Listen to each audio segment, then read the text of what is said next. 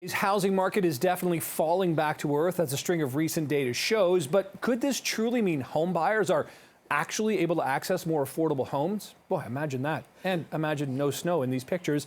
Ben Rabidoux is a housing expert and founder of Edge Realty Analytics. Joins us this morning here on CB24 Breakfast. Ben, great to have you back here. Let's get into this. What are you seeing in the market right now in terms of potentially better opportunities, or maybe a better feeling for opportunities for home buyers? Sure. Good morning, Nick. There's a lot happening in the market right now. Things have changed quite dramatically in just the last 2 months. What we're seeing right now is, frankly, somewhat distressed selling. So what happened was a lot of people who were paying peak prices in February during the height of some of the crazy bidding wars are finding today that sometimes those homes are not appraising for what they purchased it for. And consequently, you're seeing some financing issues. People are having to back out of deals. And it's just creating a bit of, frankly, a bit of chaos in the market and some somewhat distressed selling, which is really what's accounting for the drop in prices. So can you talk a bit more about distressed selling and chaos, and how that, in some ways, I mean, it's not good if you're the person trying to sell, but if you're a home buyer, there's actually opportunities out there maybe. That's right. For the timing, I think what we're going to see over the next couple months, I mean, this is going to take probably through the summer to clear. And there will be some people that, frankly, they have to sell. We know that in Toronto, most people contract to buy a home before they sell their existing home.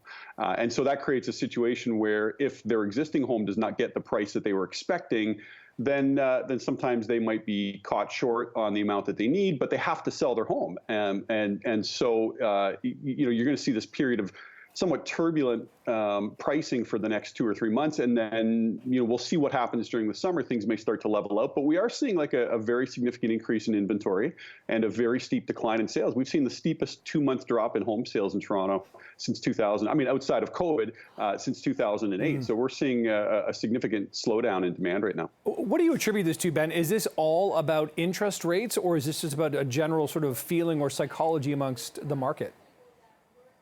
I think it's primarily interest rates right now. I mean, there's some sentiment as well. Certainly, we're seeing sentiment is souring, but this for right now is primarily an interest rate story. And we're seeing, 5-year fixed rate mortgages are north of 4%. We haven't seen that since 2010.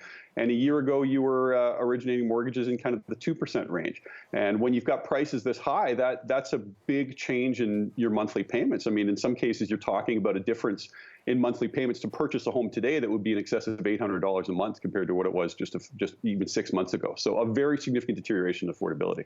And Ben, are there particular parts of the GTA market or Toronto 416 market that are sort of seeing the biggest drops, biggest declines in pricing? Right now, it's kind of the suburbs, the high-end single family that we're seeing. We're seeing in some cases even some of the hottest parts of the market were kind of the 905, even into the semis.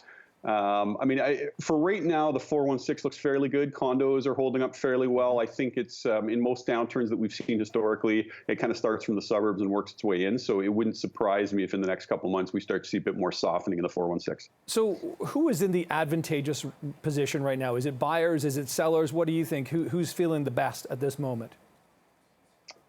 Well, I mean, right now it would be buyers, just because you are seeing. I mean, we're seeing homes that had contracted to close, were sold in January, February, contracted to close. They did not close due to financing issues or whatever else, and they subsequently resold for, in some cases, 20% less than the prior price. So I mean, that's a big move in pricing, and so for buyers that had waited a few months, there's some potentially compelling deals out there right now. All right, really interesting stuff, Ben. Always interesting to talk real estate with you. Thanks so much again for joining us here on CB24 Breakfast this morning. My pleasure.